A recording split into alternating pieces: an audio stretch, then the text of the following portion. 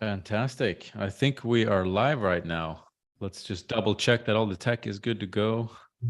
Yes, it looks good. So if people can hear me, it would be good to hear in the live chat. Just say hello, sound clear, or what have you. Let us know that you can see the screen. And we're going to crack into today's topic. So I'm just waiting for there's a bit of latency, I know, with these, but I'm just waiting for the live chat to get confirmation to see that everybody can hear us. Yeah.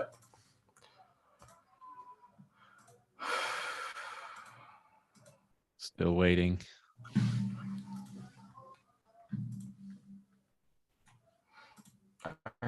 Can we get confirmation from somebody that you can hear me? People are saying hi, but does that mean you can hear us or no? Today's topic. So I'm just waiting. See, I know it. Okay. Yeah, I think they can hear us fine. Okay, fantastic. We finally got confirmation, but this is classic YouTube latency. It's not the first time I'm doing these, but it has been a while. So that latency was something else. In any case, big welcome to everybody. Hope everybody's fired up. It's good to see you guys. You can actually see my face now, I think. Well, maybe not actually, but we got the same voice as before, and we've got a very exciting workshop today. So Noah has joined us from Hacken. He is the lead a smart contract auditor over there, and he's going to be talking about how to secure your Web3 project. So I have gone through the presentation, and I think that people are going to take a lot of very useful things out of this. So it's going to be very good to hear from Noah. And I think as far as the hackathon itself, it's pretty much business as usual. If you guys are still looking to join and you have not found a team, you know where to do that in Discord. There's a Find Your Team channel. And if you have any questions, just ping us and we will definitely help you with that. Otherwise, you know, we see more questions coming in, so we can definitely see that you guys are out there building, which is great to see. And yeah, I'm not really going to take up much more space here. So Noah's going to go through his presentation and we will do Q&A at the end. So what I do recommend people doing, given that you can't necessarily join us live and speak, is if you have a question throughout the presentation, put it in the chat. And then we'll make sure to get those to Noah by the end of his presentation. So yeah. With that, Noah, feel free to take over and do your thing, man. Yeah, so I'm in the chat as well. I'm watching the chat. So if there's any questions, I'm going to be seeing them as soon as you post them. Okay, so hi, I'm Noah. I'm a lead smart contract auditor at Hacken. And today I'll be giving you some guidelines on how to secure and how to properly develop your Web3 projects. And this will be the Venom edition with some highly specific Venom advice inserted as well as general guidelines for developers. So let's start with like, what even is a good strategy? How do you even approach blockchain development if you're maybe new to this? And the thing you need to know here is that security should be given priority over many other aspects of the projects. And here I'm specifically talking about ease of use. You're going to have some proactive and ongoing security controls that are going to be limiting to usability of the project in some cases, but significantly enhancing your security, as well as some complex post and pre-deployment measures that will keep your project secure throughout the life cycle. And that is what we would call a complex approach. So what would these best security practices be? Well, for a start, you need to know what you are building.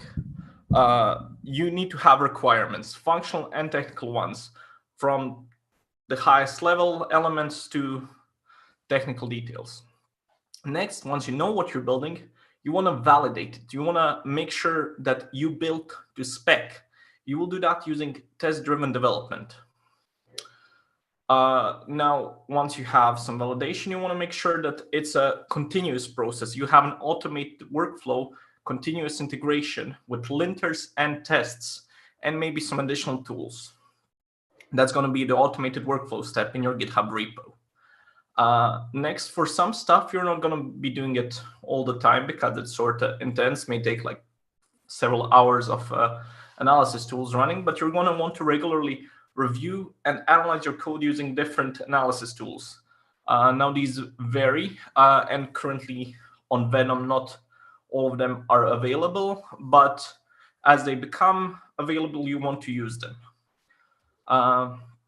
Next, of course, during development, you're going to need to have security in mind. There are some blockchain specific and there are some Venom specific exploits that can catch you off guard if you're not familiar with them in advance. So you want to know about some of these, and I'm going to mention 3 of them in the presentation. And finally, once you feel ready, once you feel you've done everything you yourself could to protect your project from malicious actors, you want to, once your code is ready, once it's frozen and not changing anymore, undergo an external review, which I'm also going to be going over. So let's start with the first step, requirements. So requirements, well, you need to know what you're building, right? And how exactly do you know what you're building? Well, there's some default ways to do it. There's NatSpec and different specification, including user stories, tokenomics, any invariants in your code, any assumptions that you have about how your system is going to function. And you're going to want to be aware of those and write them down.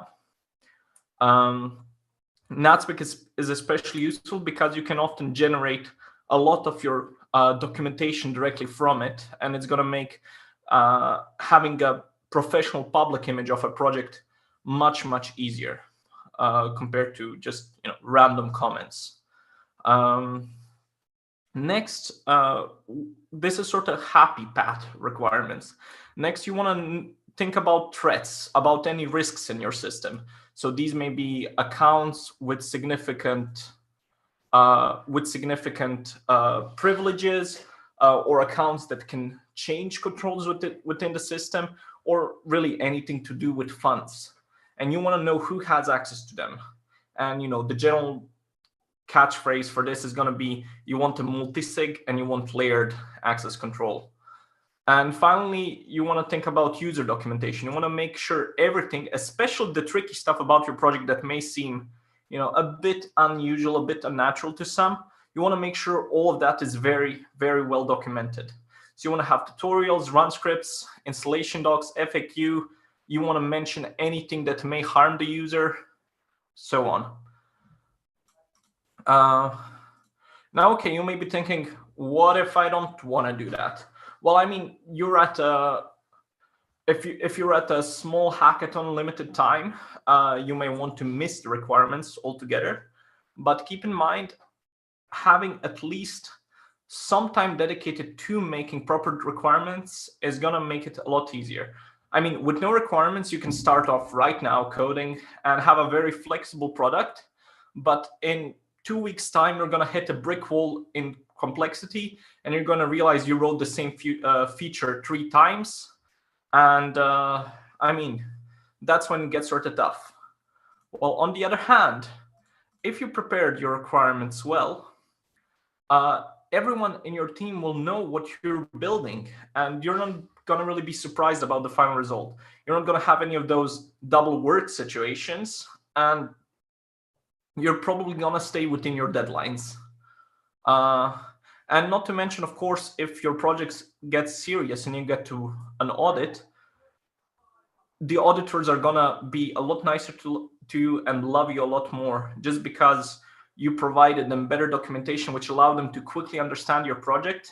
And instead of reverse engineering it, spend time on like the really important security details. So, okay, I hope I got you on board with the idea of writing some good requirements. So how do you do those? How do you write good requirements? Well, there's several levels. First, you want to know what you're building, like the high-level overview of your project. What is it? Is it a DEX? Is it a token with some general purpose? Is it a complex system? Is it a library? I mean, what are you building? You want to be very specific here and know what the high-level product is. Next, you want to take every single element of these requirements and decompose it into smaller ones. Like, okay, it's a DEX, but how is it gonna work? If you have an order book, for example, how is it going to be managed? Off-chain, on-chain? Okay, if on-chain, what happens when you have multiple orders submitted and only some of them can be filled? Are you going to break the whole order? Are you going to let only the ones that can pass, etc.? All these little details and places where you have really edge cases. You want to think about them in advance. Next, you will probably have some calculations in there, rewards, exchange rates, whatever, math in short. And for each formula, you're going to want to describe it really well. But keep in mind, in blockchain, right, you cannot really do huge calculations with many members of an array, you know, a huge sum, because there's gas limits and processing limits and pretty much what conventionally in computing would be timeouts. So you're going to want to convert these formulas to continuous forms that can go on the blockchain. And you're going to want to explain how you did that, actually. Otherwise, it's sort of hard to make sure that you implemented your formulas correctly. And we spent some time doing math, which I have nothing against. I love math, honestly. I'm a physicist, but like, save us some time. Next, so your system may look fine at first. You know, you may think, okay, this is going to be nice and stable, and there's always going to be enough funds because there's always going to be so many users. Or on the other hand, you're going to think, okay, there's only going to be so few users, which means the system is not going to get overloaded. But that's just a guess. So try to do some actual research about your potential users. I mean, Polygon got locked down for like weeks because of a project getting a bit too popular and exploitable at just a set gas cost. So understand that something like that may be possible with your system and prepare for it. So understand all the possible loads and the general like usage of the system. Another thing is going to relate to a later mentioned issue, the denial of service, where if you have too many users and you set up stuff in certain ways, the too many users could actually crash your system in a way. And finally, you know, you want to be communicating within the team. You want to make sure everybody is a micro CEO. You know, everybody's aware of what the team is doing and what your project is, what your product is, and what your goal is. So make sure everybody's on board with the requirements and following them as they change, following your business needs. So yeah, these would be the main rules about requirements, with a little bit about managing a team as well thrown in there. And okay, you may be thinking, is this even about security? And the short answer is yes. I mean, I'm not sure if you're familiar with C. Michael, but there's a famous C. Michaelism, and that would be the phrase, every hack is just an error in business logic or its implementation.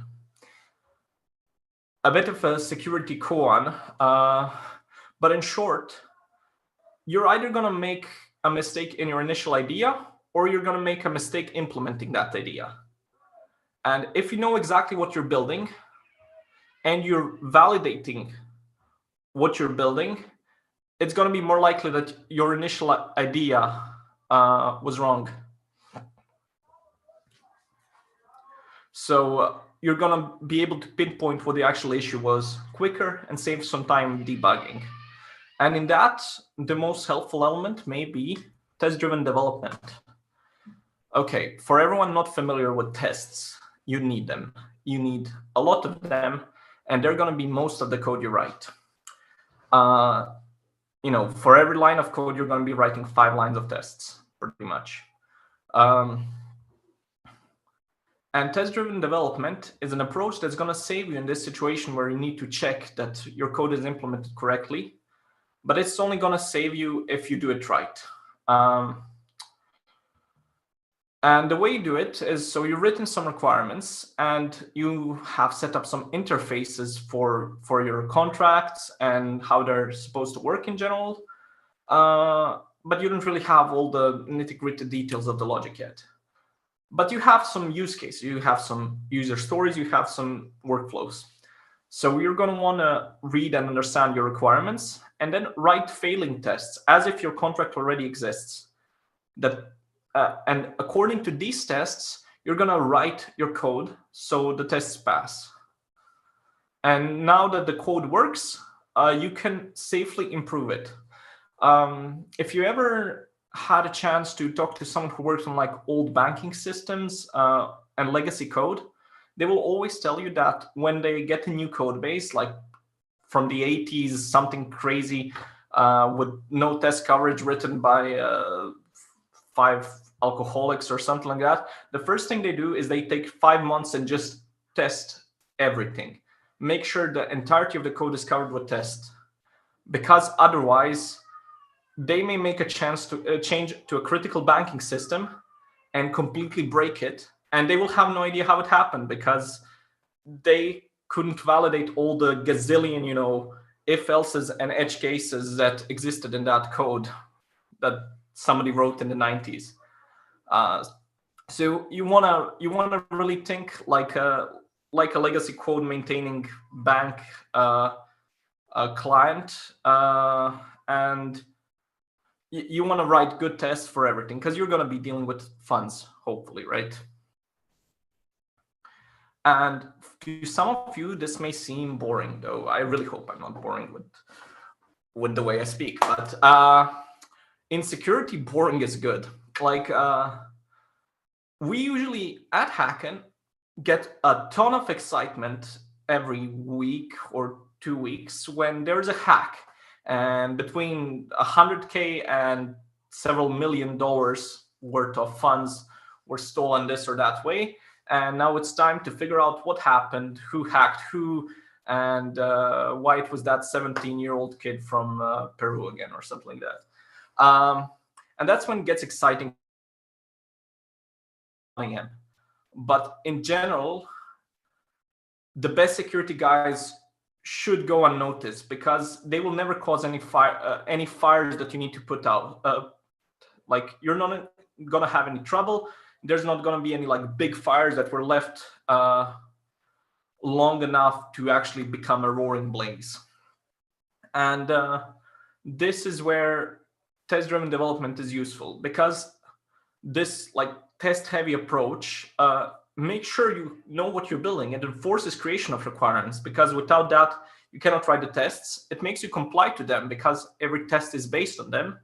And it leads to general better program design and higher code quality, as well as faster development, because when the developer is going through what he's actually writing, he always has the test to back him up. He's never improvising and making, decisions like, okay, I'm not sure if I should do this or that. Let me just pick a random choice and not document it, And of course, it saves on code maintenance because you don't have that element of, oh, I made a change and it broke a random thing somewhere else, and I have no idea how that happened, because a test is going to change that breakage before your code deploys.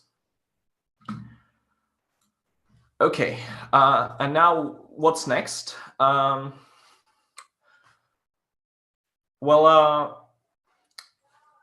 You will probably be going public with some of your code, right? You want to impress investors, you want to impress your users, you want to have public code because that's hip. So you want to make sure your code is ready for anyone to view it. And for that, you want to have like a good continuous integration system in your repo. You want to have linters and formatters to make sure all the code from the different development teams is consistent. You want to have security analysis tools and a peer review flow, pull requests, as well as a general automated workflow for testing and everything. And this is something an auditing team will do, but we will likely only do it like once because we're working on a code freeze version and we're not going to be setting up automated workflows. but we're going to be scoring whether you set those up. So, you can save us and yourselves a lot of time that we can spend focusing on the serious security issues by doing all of this in advance. And this is the Venom specific part now. Venom ecosystem does not yet have that many great analysis tools. So as a hackathon idea, you can actually submit an idea for some security tools. I mean, take some of the existing static analyzers and you can probably rework them with a bit of work. And it would be a valid solution. Some of the big ones to keep in mind, Mythics, Slither, Smartbugs now, and mutation testing, though I think that's way ahead of what's going to be possible in the next few months. Okay, and once you've done everything right,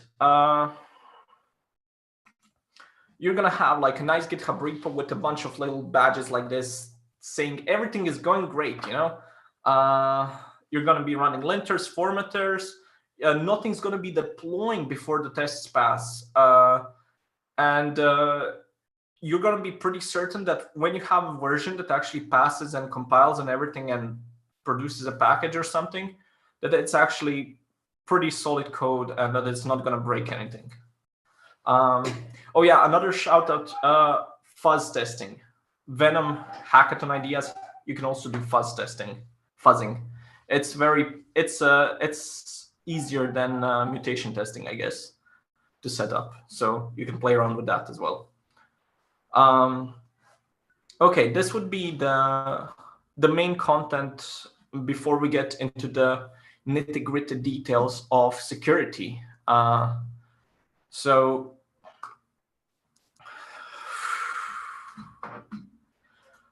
smart contract security.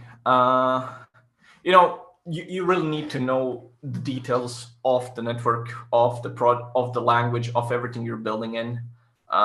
Just copy pasting code is not gonna be enough. There's a lot of outdated advice, and Venom is like 60-something versions, minor versions in. So you want to keep all these in mind, and they're very, very up to date. So for Solidity developers here, there's no reentrancy, amazingly, in Venom because of the synchronous nature. At least not the way it exists in Solidity. There are also no flash loans. Those are two very, very nice things. But some other unique exploits and ways that stuff can go wrong do exist. We still have the very, very elegant denial of service. For anyone coming from traditional security, where denial of service may be, a spam of a server until it literally crashes, like DDoSing something. Solidity and TSOL denial of service actions are a lot more elegant. And they can happen. They are in general, a sort of program crashes denial of service, not a servers overloaded denial of service. And they can happen due to several different things. So Solidity general, processing of data, and there's just too much data. You get an out of gas exception or something similar in TSOL. Or an error in smart contract logic where you get a revert or something similar, where the code just stops because you reached logical error, divide by 0 or anything similar. Doesn't matter. This means you, in general, probably didn't have enough test coverage. And then there's like the advice from the Venom team. So you don't want to use unstable TSOL features like try catch, await syntax, or TVM set data, because these can lead to reverts or issues as well in your code. And like the short solution is use a stable compiler version above 0.64. You can write these down probably. Pay attention to features marked as unstable because you may misuse them or they may change. Impose limits on the volume of data that you're storing in any range because there's gas limits on pretty much every blockchain. and cover the code with tests. Make sure every edge case is checked. Make sure situations where you have no users, few users, or just a gazillion users are all tested, because these are important. Let's see if I can make this work. So here we have like a high load example contract, giver version 3 from Ton Labs, Evernote, SE. This is like it's a really nice emulator package with a ton of stuff in there. Just go look at it. But what matters here is the garbage collection function here on line 78 in giver version 3, where you have max cleanup messages. And in short, it does a for loop. It runs through stuff, and it just makes sure it's not trying to process too many things at once, and breaks if it does. And this garbage collection is run like all the time when you're sending transactions, etc., just to make sure stuff doesn't pile up. And based on their gas measurements and testing, they determined that a good number would be 30. This is probably going to be a bit of a round number, right? But in general, you're going to want to run this around like normal transaction size gas limits, not much bigger than that. So that's like a high load contract and how you would resolve that situation. Okay, okay, full screen still works great. The next case, this is highly specific, would be about authorization and accepting external messages. So TVM accept is an instruction that allows for further code execution to be paid by your own account balance. And if you're using the TVM accept function in your contract, you need to perform authentication checks, which is in TVM done by comparing the public keys. And just be very mindful, because if this is exposed, it can lead to your contract balances being drained.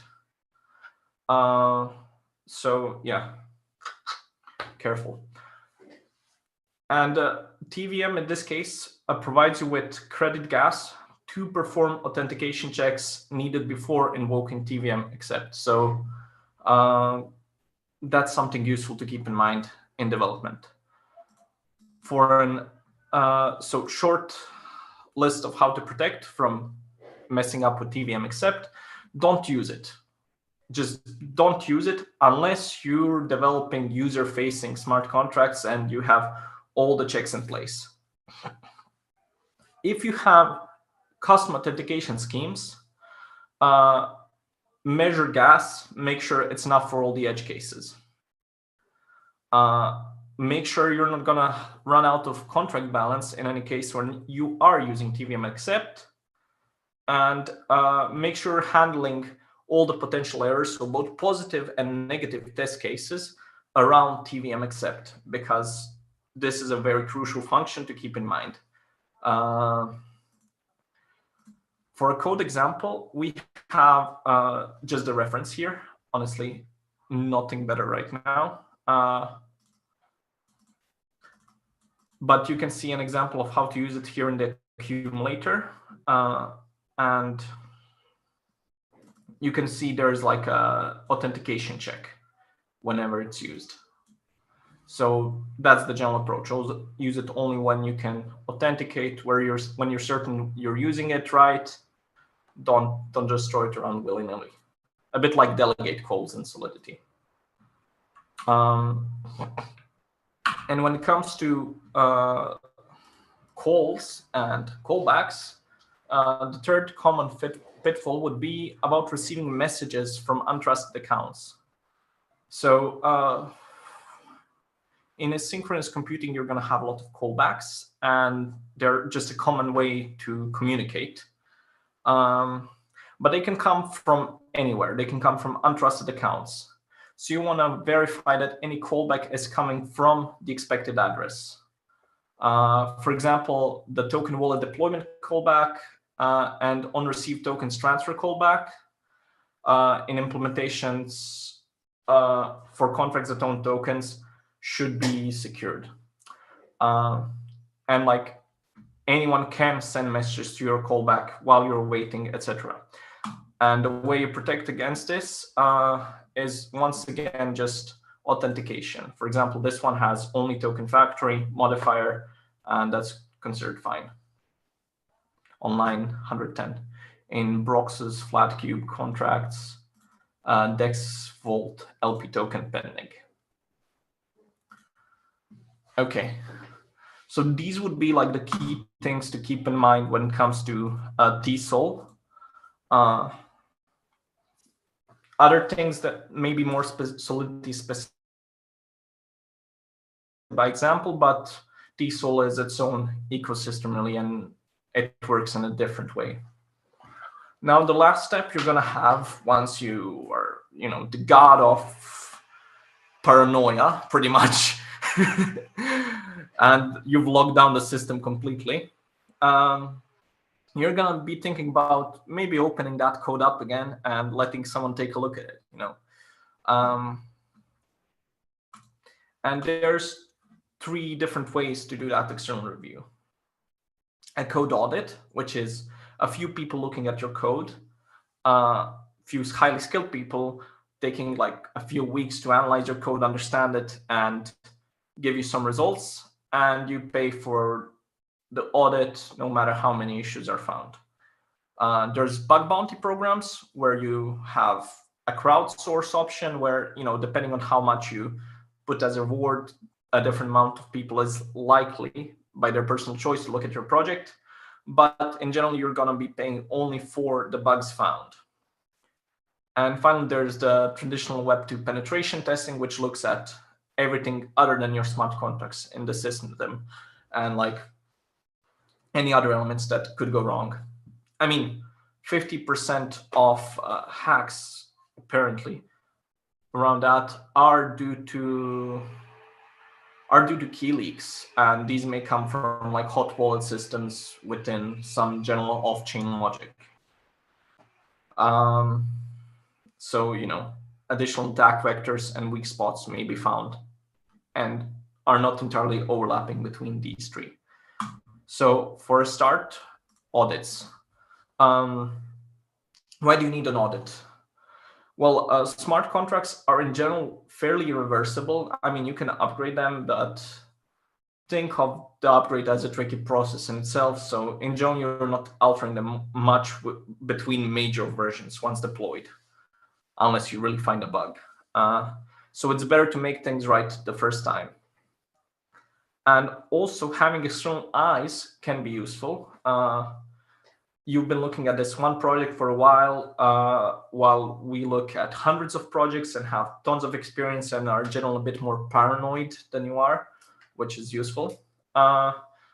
We can also, an audit is also a great marketing tool, which will confirm the reliability of your project to the community. Because we're not only looking into, are you the project owner safe? We're also often looking into, is there any way you, the project owners, can mess with client funds, with user funds, and do something wrong there? So you will get that extra layer of vouching for it. And then there's also tips on functionality improvements. While you're coding, you're focusing on how best to get your code to work, and then we can give you some additional gas optimization tips. I mean, there's stuff that we see between projects that's a common issue, etc. And an audit is going to be like a general overview. It's going to be a few people very dedicated to your project for a few weeks, understanding your system fully, and then running security analysis tools, generally analyzing it from a security perspective and taking a different sort of look, an external look at it, and going through line by line through everything and make sure everything is fine. And for that, you are going to want to prepare. Also, one important thing, we're not just looking at security. An audit is also going to make sure that everything that I just mentioned, you're conforming to it, that you are that you have full requirements, that you have good NAT spec, that you have good unit tests and coverage, that you followed in general like TDD, or at least, you know, wrote some tests, and that your code base is clean. So if you want someone to take a look at your project before you're presenting it to investors and make sure everything is good and ready, an audit would be the best way to do it. We're going to give you some advice from many areas and catch a lot of issues probably. And in preparation for an audit, if you follow everything I just mentioned, there's really nothing to do. You're just going to be designating a responsible person for communications. Otherwise, your audit process may get prolonged significantly. If you really messed up in development, if you had no tests, if you just wrote code willy-nilly and didn't really think about where it was going, you and I are going to have a problem, right? And we're going to mention all these issues, and then the project is not going to be very happy with the score, with the results, with the number of very valid things that went wrong that we explicitly mentioned. And you are on a tight deadline, and suddenly everything is a mess, right? And this may prolong your audit process from a few weeks to even months. And I'm talking real clients here. You can check all our public reports and just look at the timelines. So you want to prepare ahead of time. Otherwise, we're going to make sure you prepare, but you know, on our time, and conduct a review of your project, have functional requirements, have unit tests, overview every single aspect of your project. And this is stuff that you can do easily. Every single development environment for TSOL supports tests, supports coverage. It's like all very easy to use, except Truffle for the crypto crew. But like Hard Hat Foundry for the crypto crew, it's for the Solidity crew, it's easy. It's easy. It drives you in that direction automatically. So just follow the usage instructions on your tooling, you know.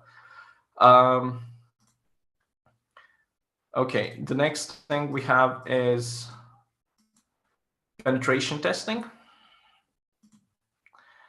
Penetration testing is like a general Web2 based analysis where it's pretty much an external attacker trying to attack your general system. You know, smart contract security is half the equation. Everything else is in phishing, in hijacking of your DNS, or in somebody getting into your Discord. I mean, who knows, literally. There's a gazillion other more complex attack vectors that you may not even be aware of. So it's going to protect you from these attacks, and it's going to test your systems against real world attacks without you actually getting attacked, you know, just a light tap. And this is in general going to be for your web, for your APIs, for your apps, for your networking system, for your cloud setup, for everything that is off-chain. Because all of these are significant weak spots. By the way, just an important note, multi-sigs and layered role-based access save you in cases like this. Because if something goes wrong on an API side and somebody gets access to a key, but you had layered role-based access, that means damage is contained to only an aspect of your project and not everything. And if there's a multi-sig and somebody gets an access to a key, probably no damage at all because they need multiple keys, right? So you want to have that layer there be role-based access with multi-sigs as well, because that gives you additional security. You don't have a single point of failure, which is very, very dangerous. And now bug bounties. Bug bounties are all about rewarding white hat hackers for finding bugs in your system, or, you know, as you may hear in more relaxed talks about paying a hacker so he doesn't hack you for the same bug later. because it's a lot easier with the legal monies, right? Just a joke. But yeah, no one is perfect. Neither you, the developers, nor us, the auditors and pen testers. So you want an extra gazillion sets of eyes. You want this when you have a really good solidity foundation, a really good security foundation, when you have an audit and pen testing done, because then you're pretty sure there's likely nothing much that could slip through the cracks. And then you have a gazillion people try, and only if they find something they get paid, and it's pretty cost effective at that point because there's not going to be much to find.